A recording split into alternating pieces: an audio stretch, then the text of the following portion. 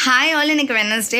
நான் அவங்களும் கிளம்பிட்டாங்க. நான் கொஞ்சம் நேரம் ரெஸ்ட் எடுத்துகிட்டு ரிலாக்ஸ் பண்ணிவிட்டு க்ளீனிங் ஒர்க் ஸ்டார்ட் பண்ணிவிட்டேன்.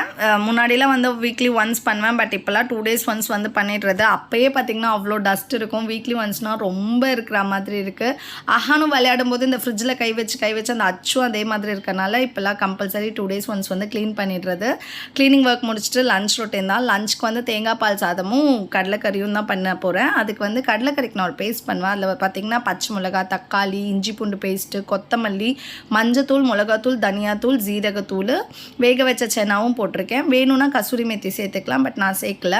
இதை நல்ல ஒரு பேஸ்ட்டாக அரைச்சி நம்ம கடலைக்கறியில் சேர்த்து பண்ணோன்னா ரொம்ப டேஸ்ட்டாக இருக்கும். இது ரைஸு, சப்பாத்தி, பூரி எல்லாத்துக்குமே சூப்பராக இருக்கும்.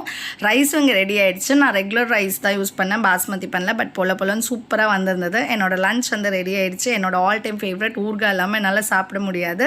அடுத்த வீடியோவில் பார்க்கலாம். பை.